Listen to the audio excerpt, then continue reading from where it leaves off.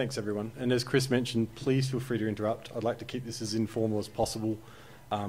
This is really quite a basic science talk, which I'm going to try and make as accessible as possible. So I completely understand if you stop me at any point. If I descend into jargon, please just put your hand up and tell me to speak like a normal person.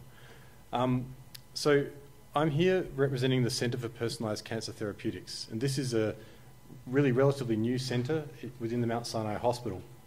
And it was founded with the idea that we would take an in vivo approach. So in vivo means within an organism to personalised cancer modelling and for treatment discovery.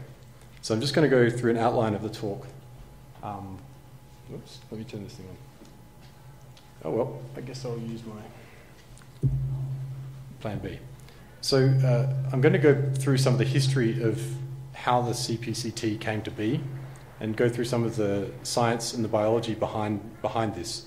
And this started out within Ross Kagan's laboratory, who I believe has spoken at ThyCa meetings in the past.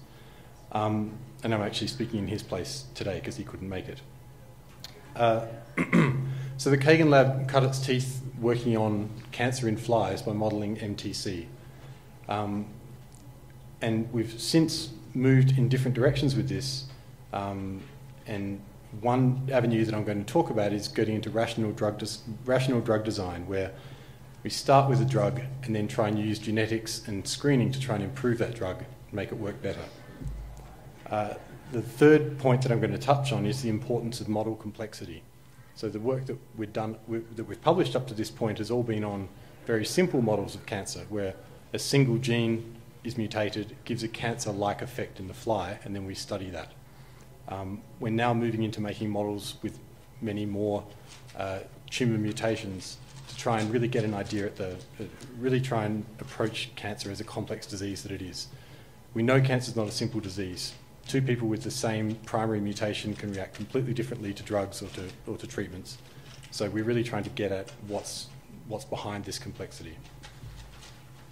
And from these three principles has come the CPCT, and this is what I'm going to speak about today.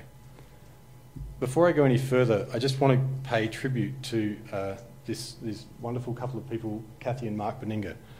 I'm not sure, many of you probably know Mark. I know he's been very active or both of them have been very active in the ThyCa community. Last year in the class. Right. So Mark actually passed away this week. I'm sorry to report. I don't know if people realise this. Apparently he didn't make it. Well, the slide commemorating people who were lost yesterday was put together before he passed away. But he has been completely instrumental in the formation of the CPCT.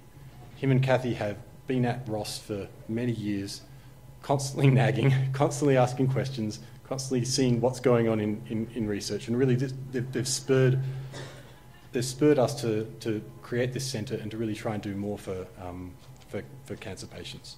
So it's, you know, and I've met Kathy and Mark several times, and they're really inspirational people, and we really couldn't have done this without them, and I just wanted to get that out of the way up front. So a very general overview of cancer treatment, and kind of to give you an idea of why we're doing what we're doing. Cancer's been recognised for a long time, and surgical intervention in cancer has been attempted for a long time. There's cases of mummies from ancient Egypt that show signs of cauterization of breast tissue, which we can presume is an attempt to cure breast cancer. From the 17th century, it was known that removal of topical tumours that could be removed greatly improved the survival of the people who had such tumours. Lost my pointer. So we all know that surgery is by far the best treatment you can give to a tumour. If the tumour is localised, it can be surgically removed. That's the best thing we can possibly do. However, we all know that that's not the case a lot of the time. And other alternatives, such as chemotherapy and radiotherapy, which are generally very toxic substances, which are used to help treat the tumours, they're either used. Chemotherapy is a generally very toxic way of treating a tumour, but tumours are especially susceptible to chemotherapy compared to the rest of the body by virtue of the fact that they are actively dividing. Radiotherapy in the same, is indiscriminate in the way it targets cells, but it can be localized to the region where the tumour is to try and remove it. Really, in the last 20 years or so, targeted drug therapies have really started to come to the fore. These are designed to tackle the proteins or the genes and the proteins from those genes that have gone awry in tumours and specifically target them, and in this way get some specificity in the treatment. And this leads into personalised medicine, which is a real buzzword these days in not just cancer therapy, but in all sorts of therapies, where the cost and the ease of sequencing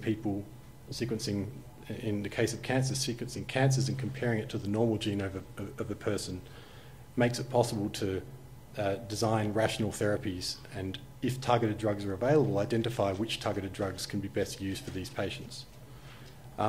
However, rational drug discovery really hasn't been the panacea people were hoping for.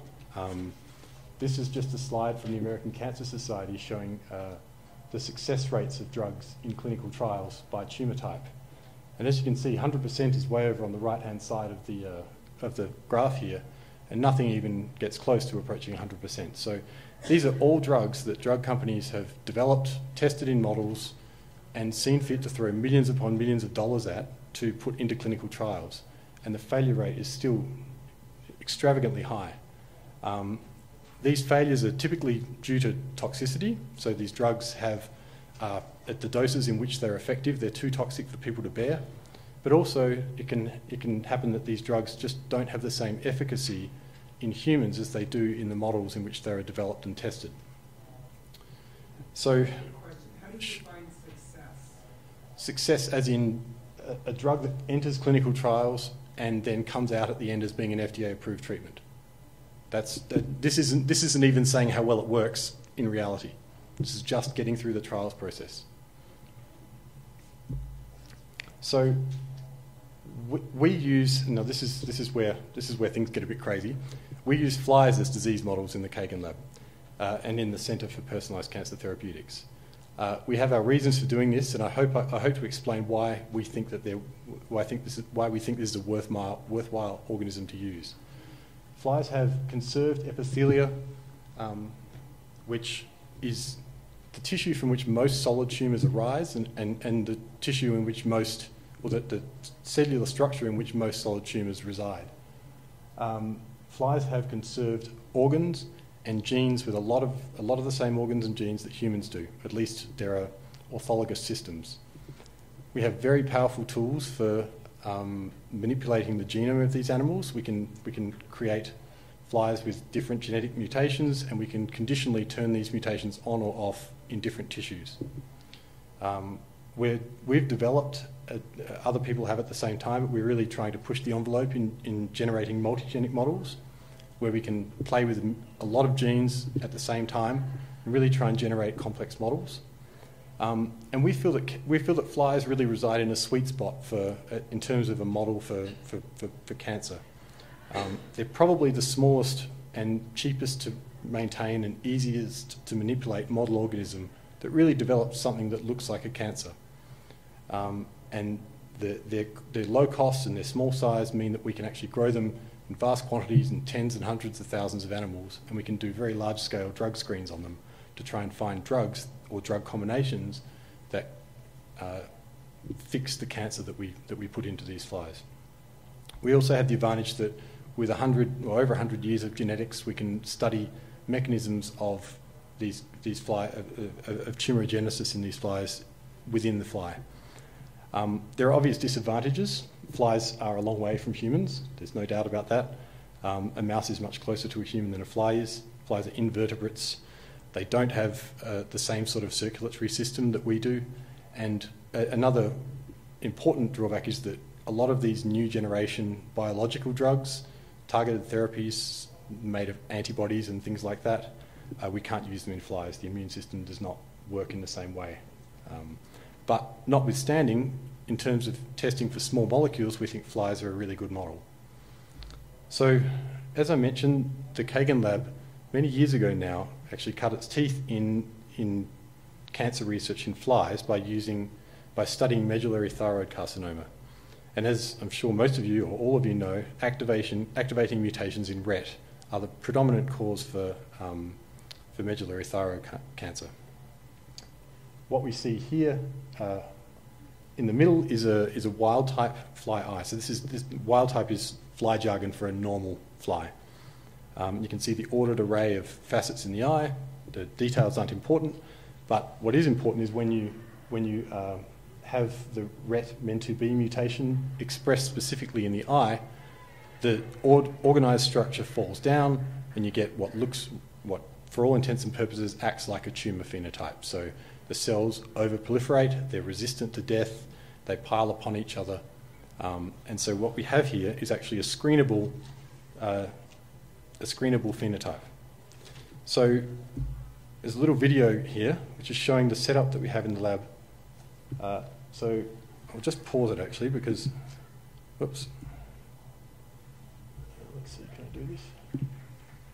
Okay, so I'll walk you through this. So we have this robotics setup where we can put a plate of drugs and use the robotics to pipette in drugs into the plate that's going to have the fly food. So we can do this on a pretty grand scale. This is just doing one plate at a time, but we can do tens to probably 30 or 40 plates per day if we're really operating at full capacity. And each plate has 96 wells. So we can pipette the drugs into the plates, move the plates around, and I'm just waiting for it to get to the next point. And then we can use the liquid handler to take fly food in its liquid form, mix it in with the drugs. We allow the drug food to set, and then we use another machine, an embryo sorter, to take fly embryos and spit them one at a time into the vials. So you can see it here moving around, and the plate will move as this detects an embryo, it spits it out into the vial. And we can use this to accurately put in a set number of embryos into the vials. And what we're then doing is we're testing hundreds of different drugs on the exact same fly model. Now from this work, this is a very early example. This is work done in the Kagan lab, gosh, almost 10 years ago now. Vandetanib, which is an improved drug for MTC, works very well in this model. So if our fly that has the MEN2B mutation has these tumour type phenotypes, when that fly is fed vandetanib from beginning of its life till the point this picture was taken, we see that it's not back to normal, but it's a lot better than it was without the drug.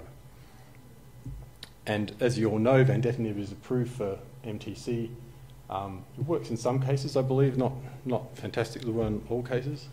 But this is just an example of a paratracheal lymph node that's shrunk it's twofold reduced in size after 6 weeks of vandetanib treatment. And this is work from Sam Wells and Massimo Santoro. Sorry, I just have something popped up here on my screen. I don't know what it is. It's asking me to join its network. There we go. So I'm going to move now into what we term, so this is the basic background. We can make a cancer type, hello? And are you testing drugs already in existence?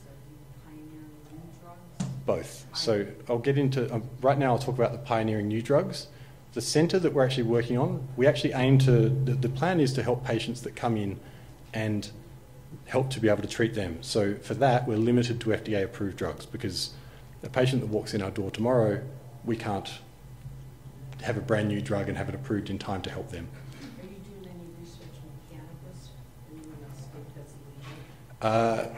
I don't know. We're in New York City. I don't think it's legal. New York State. We're not at this point. I mean, I think there are probably some cannabinoids in our library, but I'm not exactly sure. So the first little bit of the talk that I mentioned was just showing that we can make a tumour-like effect in a fly, and we can use drugs to fix that tumour. What I'm going to talk about now is how we use fly genetics to find new drugs and to modify those new drugs to make them better drugs. And this is what we call rational polypharmacology. So there's a fly life cycle shown here on the right. So 2 flies get together, they mate, the female lays an embryo, and it goes through 3 stages of larval development. During this process, you can see the size difference from the first instar larva to the 3rd instar larva is huge. These larvae consume copious amounts of fly food. So they really are, it's a great way to dose these animals and make sure that they receive the drugs that we want to give them. They then pupariate, so they form this immobile, like chrysalis type structure. It's the same thing. They undergo metamorphosis, and then 4 days later out pops an adult fly. So this is important because I'm going to talk about where these animals to survive to. So I'm going to leave this up on the left-hand slide to orient you. So when we express our Retmin2B, in this case this is not in the eye, this is in a different part of the animal that we're making the tumours appear, we can get it to a point where 50%, where all of our animals die, but 50% of them survive to a pupal stage. So that's this stage here.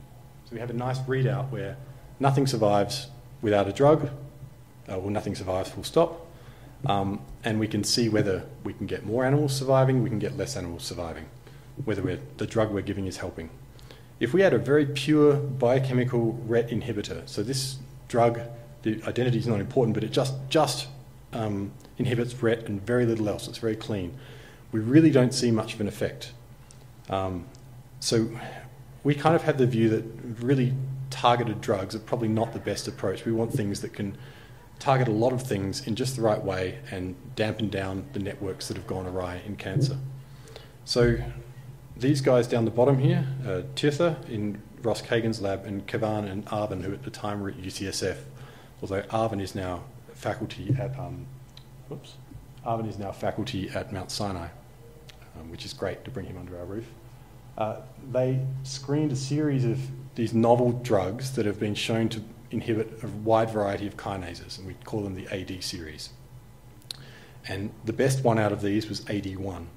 When the flies were fed AD1, you can see you get a drastic effect.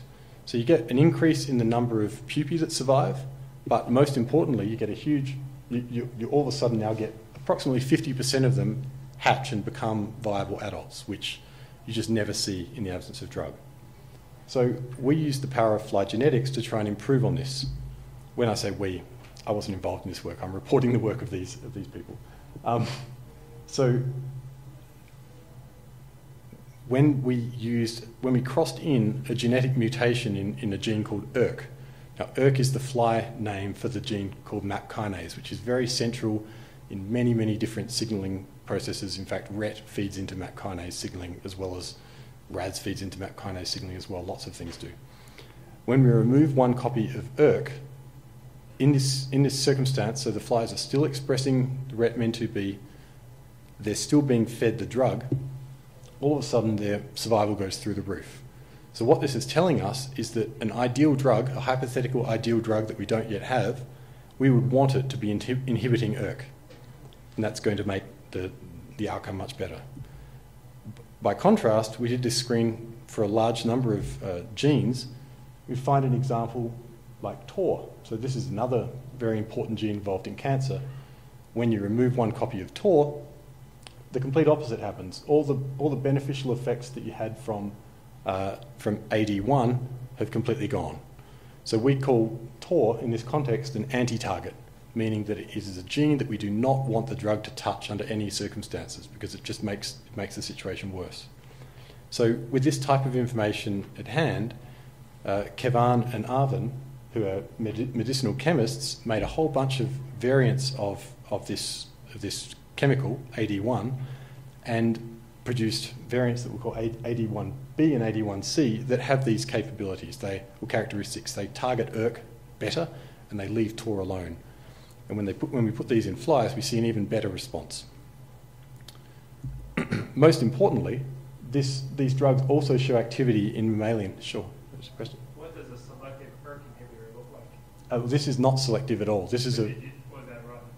I beg your pardon? Was that run? So in other words, what percentage of the activity is due to ERK? That's a good question, and I don't have the answer to that. Yeah, sorry. So this drug also shows activity in mouse models of MEN2B. So TT cells, which are a human thyroid cancer cell line, if they're grown in a mouse for, in this case, 46 days prior to drug administration, mice develop tumours very consistently, very consistent size. Dosing these drugs, dosing AD1 versus vandetanib versus vehicle in this case is just absence of drug. It's the solution in which the drug is dissolved. You can see, although the tumour's progressed in all cases, it's progressed much more slowly in the AD1B treated mice than it has in vandetanib, and of course in the mice that receive no treatment. Importantly, using mouse body weight as a measure of toxicity, we really didn't see any significant toxicity using this drug at the therapeutic dose. So mice gain weight as they age, as we all do, and vandetanib does not allow the mice to gain weight. They're not as healthy as they would be in just presence of vehicle, and AD1B basically mirrors the line of vehicle. So just to summarise this part of the talk, what we can see is that when we take a fly and we take a drug, we can use fly genetics to identify targets, ERK, or anti-targets, TOR, genes that we want to target and genes that we don't want to target, and we can use medicinal chemistry and further screening to try and find molecules that better fit the profile of what we're trying to achieve. And there's another example of this coming out in our lab at the moment. This is a postdoc who's working in Ross Kagan's lab called Masahiro Sonoshita, and he's taking sorafenib and going through this same process, doing genetics to try and find targets and anti-targets, and then redesigning the molecule to try and find a better version. And in this case, he shows no survival to adulthood with the original sorafenib, and then his derivatives of sorafenib, 3 different derivatives, show survival to adulthood. So just to summarise this part of the talk, we've shown that with a very simple genetic model, we can make complex novel drugs by using genetics as our ally. The last part of the introduction, don't worry, the talk is mostly introduction, so this won't go on forever. The last part of the introduction is leading into making more complex fly cancer models. Now this is work of Erdem Bungi, who was a postdoc in the Kagan lab, but is also now a senior scientist within the centre that I'm also a part of, which I'm also a part. His focus has been on colorectal cancer, and this is just a little tangent I'm going to go through here. He made very complex fly models, so he took the 4 most commonly mutated genes in colon cancer and put them all together in the same fly. So this is activated RAS and then loss of these 3 classical tumour suppressors, P10, APC, and TP53. When he did that and expressed this in the fly colon, he was able to mimic colon cancer phenotypes. You get hyperproliferation, multi-layering, so the cells grow and divide much more than normal, and they start piling up on top of each other. But he also sees signs of more advanced cancer. So he sees cells leaving the epithelium, undergoing what we call an epithelial to mesenchymal transition, which is the first step in metastasis. This is when cells leave where they currently are and they go off and try and migrate to somewhere else, to distant sites.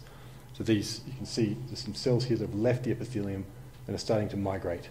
The blue structure here is a trachea, which is basically the fly lung, and we see that they tend to migrate along the fly lung and go to distant sites. And indeed, they go to really distant sites. This is a cancer cell, or a little colony of cancer cells that have made their way to the head capsule of the fly. So Erdem made, as well as making the complex model that I've just described, he also made very simple models. So in this case, it's just activated RAS. And he found that he could throw a bunch of drugs at this model and it would work very well. He could suppress the phenotypes, he could make the animals much more healthy. Sorry. However, when he used the same drugs at the same doses on his complex model, what he calls his 4-hit fly, nothing worked whatsoever. So these models are resistant to the drugs that he tried as single agents. What he then tried was to use combinations of different drugs. And so he paired a low dose of bortezomib, which is also known as Velcade, with these same drugs, and he found that these kinase inhibitors. The three on the right are all PI3 kinase inhibitors, and the one on the left is sort of a more generic kinase inhibitor. It also inhibits PI3 kinase. But he found that all these drugs, when paired with low-dose bortezomib, could cure his flies of the induced colon cancer he gave them. So the important point of this is that resistance can be overcome using drug combinations, at least in this model. He also confirmed this in a mouse model. So these are mouse allografts. So it's a genetically engineered mouse that has mutations in KRAS, PTEN, and APC. These mice spontaneously develop colon cancer. If you take one of these mice that's got cancer and you excise the cancer, dissociate the cells, and inject it into a bunch of new mice, after a period of time, they all develop colon cancer. So then he has a group of mice that he can treat in a variety of different ways. They've all been treated the same, but they're fed different drugs. Either vehicle, so no treatment, or drugs individually, the BEZ is the drug he used in this case, or bortezomib, or combinations of the two drugs. And as you can see, vehicle, the tumours progress markedly. So this is 300% increase in tumour volume. In almost all cases, he does see some response with single drugs. They progress, but they don't progress as well as they do, as fast as they do with just the vehicle. But what he does see is that the animals that show partial response or stable disease, all of them were treated with a low dose of bortezomib plus his BEZ-235. So this work it's under revision at the moment for publication, but there's also work going on to try and get this into a trial. So the lessons that have been learned from this is that flies can model cancers, and whole animal models help to find good drugs when used judiciously, but also that complexity really matters. So from these concepts came the Centre for Personalised Cancer Therapeutics. So this is a really integrative approach that's happening in Mount Sinai at the moment. It involves people from surgery, pathology, bioinformatics, genetics, drug screening, and then pharmacology and oncology. So really from beginning to end, it's all under the one roof at Mount Sinai, and we're taking patients and we're trying to help. We're embracing cancer complexity. We're not ignoring it. We're not trying to pull the cancers down to being very simple. We're saying these are complex beings and we want to treat them as such. And we're using high throughput screens on whole animals. And so we want to find drugs. And this is really important that we're using whole animals, because if you test drugs on cancer cells in a dish and you kill them, that's great. But will your drugs just kill everything, or are they selective for the cancer? By screening in a whole animal model, we're immediately selecting for drugs that don't kill the whole animal, but they just affect the tumour. So we tailor our models to the point where they kill the cancer kills the animals itself, and we want a drug that allows the animals to survive. So by doing that, we're selecting drugs that do not themselves kill the animal. So this is the leadership of the CPCT. So Marshall Posner is a very senior oncologist at Mount Sinai. Ross Kagan, who I'm sure some of you are familiar with, he's spoken at ThyCa in the past, is really a pioneer of making Drosophila models in cancer. And Eric Schutt is a leading bioinformaticist who's the director of the Institute of Genomics and Multiscale Biology at Mount Sinai, and he's does a lot of work in network analysis and taking sequencing data and trying to just computationally predict drugs that will work for people. So we really work quite well because I'm an empiricist. We do experiments and we let the experiments tell us what comes out, and these guys like to make predictions based on very complex algorithms and lots of data. This is the team who's doing the genetics and the screening. So myself, Erdem, who's together with me a senior scientist at this centre, and then we have two very capable technicians, or excellent technicians, Jess and Alex, who run the robotics and do a lot of the grunt work behind what we're doing. And we're expanding. We just hired a new technician who actually starts on Monday. So So I'm just going to run through sort of a schema to show you what we're doing in the CPCT, a little animation that Ross is very fond of that he put together. So the way we see this, we're starting with medullary thyroid carcinoma and colon cancer and colorectal cancer. Tumours are excised and they get sent to pathology. What we're hoping, and this hasn't happened yet, and especially for MTC, this is difficult to do, is to create patient-derived xenografts. Now, there's not much success with patient-derived xenografts for MTC. It's a very slow-growing tumour, and slow-growing tumours just don't thrive in this context. We do have some pilot studies with a group at Mount Sinai that is using cancer stem cells to try and create patient-derived xenografts. So we're constantly working on this, and we hope to achieve some success, but we're not sure that we will. But at any rate, the tumour is also taken, DNA and RNA are extracted, and they go into our genomics group, who discover variants that are common, that are present in the tumour but not in the normal tissues of the person. And we spent a lot of time going over these lists of mutants. Now this gets back to the whole driver versus passenger question, because a lot of the time we're dealing with 100 mutants here, and we can't mutations. And we can't model everyone, so we really spend a lot of time going through these and trying to prioritise and find mutations that are likely to be causing cancer. So we've developed new technologies for modulating many genes at once, and so we use these to combine the variants that we're interested in, put them together on a transgenic construct, and make a fly that has all these variants at the same time. And this is what we term our personalised fly model. We can amplify these grow very, very well. We can make thousands upon thousands of these flies and go ahead and do the drug screening. As I showed you on the video, this is sort of a schematic. We don't really put the adult flies in the vials. We put the embryos from the adult flies, but you get the idea. This drug screening can happen in a very large scale, and the plan, we screen basically every well or every couple of wells is a different drug or a different drug combination.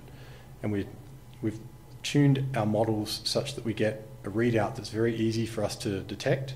So it's a viable fly when everything else is dead.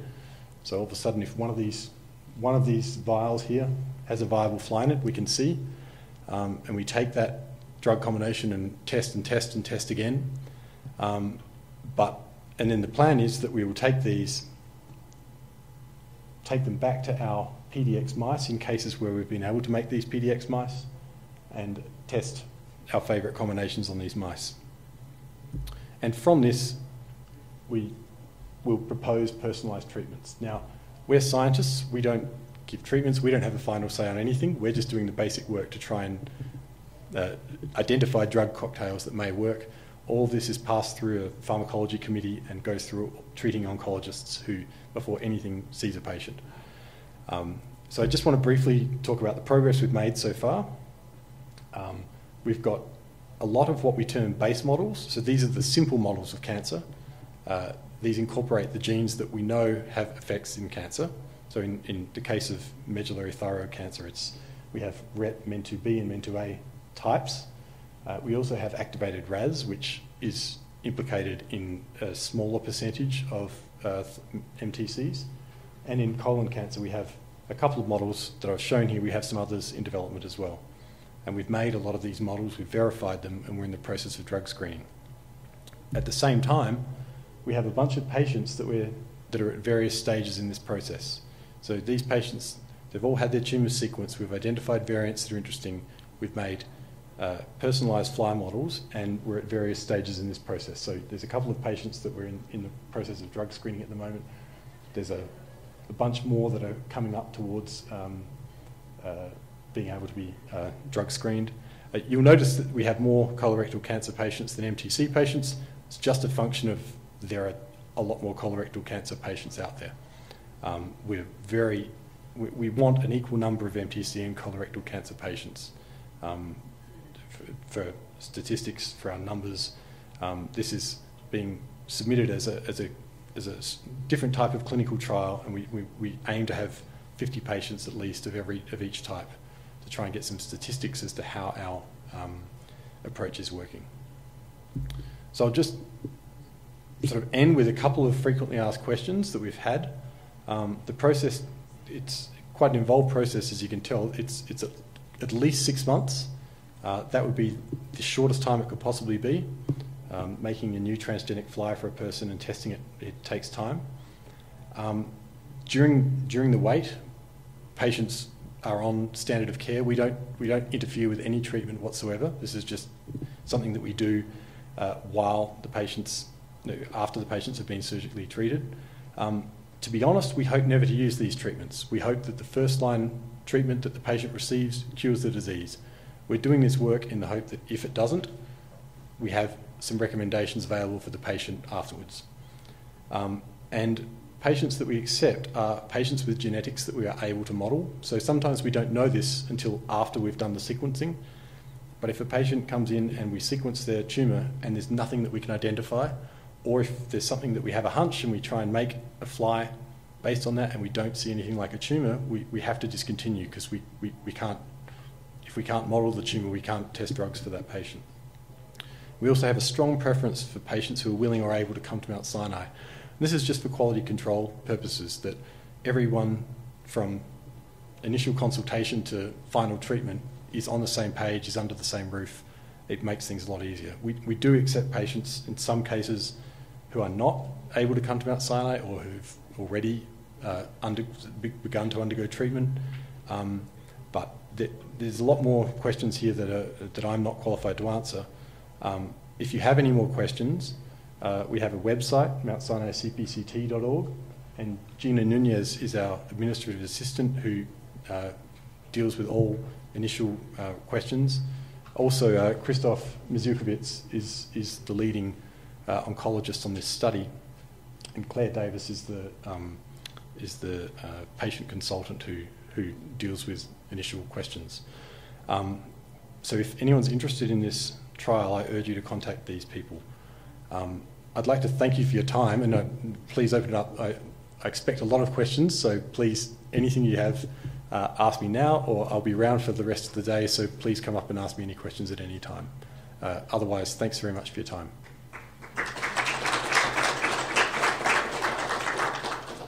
Yes? I see that you did have a number of medullary thyroid cancer patients. Do you have any other types of thyroid cancer? At this stage, no. So we'd like to study more, but our team is really relatively small. A lot of these people are doing this as part of their job. They have other jobs as well. This is not, the people on this list are not exclusively employed by this centre.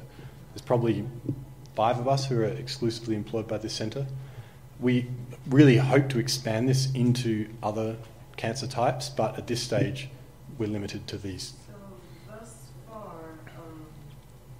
have you had any great successes with people that you're working with? Thus, at this stage, we haven't got to that point because our most advanced patients are still in the drug screening process. So not up to the recommendations?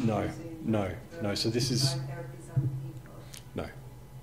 I mean, combined therapies on people is not a novel concept, right? A lot of people are trying these concepts, and it's just finding the right one for the right person is kind of the reason we're doing this. But yes, I wish we had some data to report to you on that, but we don't at this stage. This centre really got its first dollar of funding about a year ago, and so we've made really some pretty good progress in that time, I think, and everything takes longer the first few times you try it, and so we're getting faster and faster as we're working out the kinks. I feel like we have more of a well-oiled machine now that every part knows what every other part is doing, but we're not at the point of having success or failures. As far as I know, with respect to taking personalised flies, I don't think so. I mean, there are companies out there that do this type of approach with mouse patient-derived xenografts. Now, that's part of what we're trying to do as well, but they're limited in the sense that patient-derived xenografts, they're extremely expensive, and you can't raise a huge number of them. So you only have a few swings of the bat in terms of trying different drugs on them, whereas where we think our advantage comes in is that we can constantly screen these flies over and over and over again. We can breed these up forever. Now, of course, a fly is probably not as good as a mouse in terms of predicting drug response. Ross would actually disagree with me on that, which I'm not sure about that. So yeah, there's trade-offs. But yeah, there's companies, I think Champions Oncology is one that takes this approach. But I'm not familiar with how. I know they're progressing and I know they're making a lot of mice. I'm not sure what's happened with respect to their treatment recommendations. Any other questions? Yes? Could you go back to the slide with the phone number? And of course. Sorry, that's a better. And then, there we go. is there anything specifically that would make NPC patient more likely to work? Like you mentioned M2 and M2B, if they were like RET918 positive or anything like that? So far, 918 has been the most common. It's the first active RET that we've used. We've also got 634, C634R. They're the two main activated RETs that we're using. I should stress, I'll come back to this slide, but I just want to show, this is some work of a graduate student in the lab, so she's separate from the centre, but we're also working on PTC within the lab. So in this case, these are models of PTC 1 and 3 RET fusions, and we see very similar, we're able to do very similar things. A lot of what I've talked about, a lot of the approaches we're taking with the rational drug design and genetics to try and aid that rational drug design are being taken by Sarah Levinson, who's a really talented graduate student in our lab.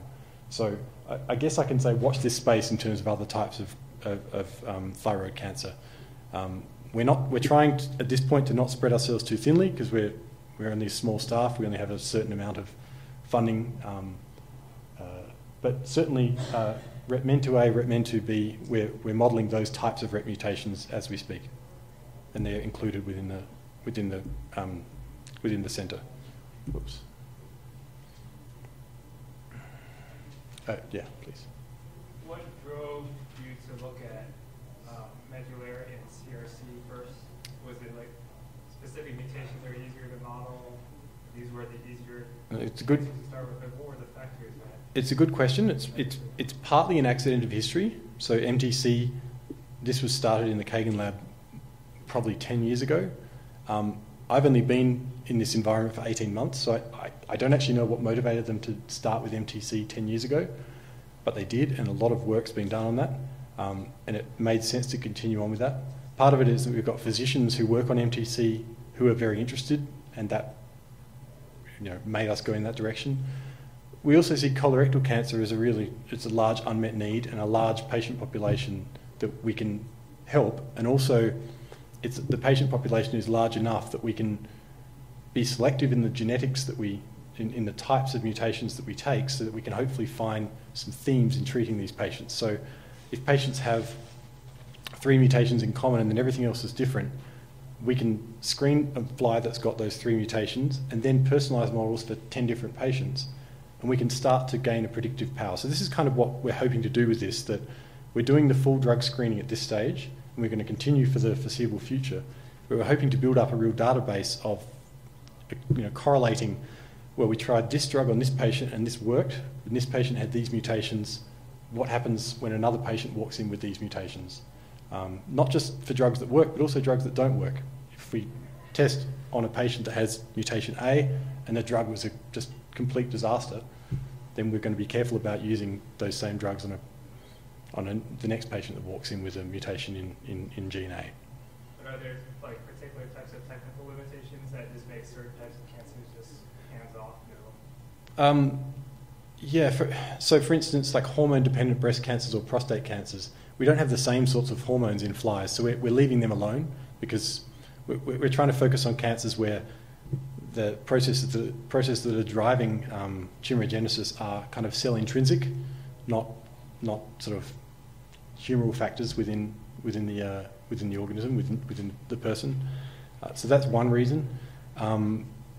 Part of it as well, we're trying, and flies don't have a thyroid, so we'll just get that off the table right away. I probably should have said that earlier. Surprised no one asked. But the processes that drive thyroid cancer seem to be quite cell intrinsic in this case, And, well, at least we can model them well in flies. But yeah, colon cancer we can model well. So we've tried a bunch of different cancers. Some model well, some don't. There are people in the lab not involved in the centre who are working on lung cancer. There are people working on pancreatic cancer. There's somebody working on triple-negative breast cancer as well. So within the lab, we're trying a bunch of different things from an academic perspective, but within the CPCT, we're focusing on these two cancers to try and focus our efforts. As I mentioned, if people come up with a question, I'll be here tonight, be at the dinner, so please come and see me in person if you want to have a chat. If you think I'm completely crazy, please tell me. We've heard it before, don't worry. And yeah, we really hope that in a year's time we can come back and tell you about the great successes we've had. But at this point, it's a sort of leap into the unknown. So thanks very much for your time.